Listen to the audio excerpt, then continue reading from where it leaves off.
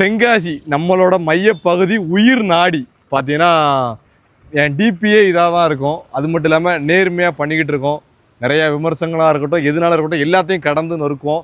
நிறைய பேர் ஏங்கிக்கிட்டு இருந்தீங்க. இப்படி எல்லா இடத்தையும் நிறைய பேர் தென்காசிக்கெல்லாம் இடம் எடுக்கிறனாலே பூரா அட்வான்ஸ் போட்டு வச்சுருப்பாங்க, எல்லாம் போட்டு வச்சுருப்பாங்க. ஏன்னா அட்வான்ஸ் போட்டுக்கே தப்புலாம் கிடையாது, அது ஒரு வியாபாரம் தான், தப்பே கிடையாது. ஆனால் என்னால் அட்வான்ஸ் போட்ட இடத்த ஒரு இடத்த கூட விற்கவும் முடியாது, ஒன்றும் பண்ண முடியாது. எதுனாலும் தெரில, முருகரோட துணையால் முன்னோக்கி போயிட்டுருக்கேன், நிப்பாட்டே முடியாது. ஒரு இடம் கூட இப்போ இந்த 1.5 வருஷத்துக்குள்ள நான் முடிச்சு கொடுத்த மேலே போயிட்டுருக்கு.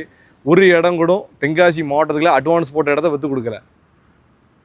நான் இப்போ தான் யோசித்து பார்க்கேன், என்னடா இப்படி பண்ணவே இல்லைன்னு பார்க்கும்போது அது இயற்கையாக நடந்திருக்கு.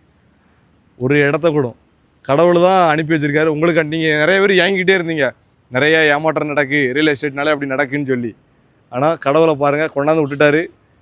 வாங்க ஓனர்கிட்ட கொண்டு விடுவோம். நேர்மையாக ஒரு 10-15 பேர் டீமாக பண்ணிக்கிட்டு இருக்கோம். நல்லபடியாக போய்ட்டுருக்கு, கரெக்டாக போய்ட்டுருக்கு, துல்லியமாக போய்ட்டுருக்கு. ஏன்னா விமர்சனம் நிறையா இருக்க தான் செய்யும்.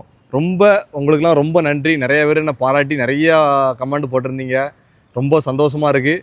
நீங்கள் கொடுக்க சப்போர்ட்டுனால தான் எவ்வளவோ எனக்கு பர்சனலாக கஷ்டம் இருக்கும், எல்லாம் இருக்கும், அதெல்லாம் தெரியவே இல்லை. ஓட்டம் பயங்கரமாக போயிட்டுருக்கேன். எங்கெங்கே அலைய முடியுமோ லோ பட்ஜெட்டு கிடச்சா முடிஞ்சளவு எடுத்து போடுறேன். என்னை ஃபாலோ பண்ணிச்சதுக்கு ரொம்ப நன்றி. இதுக்கு மேலே என்ன செய்ய போகிறேன்னு தெரில. வணக்கம்.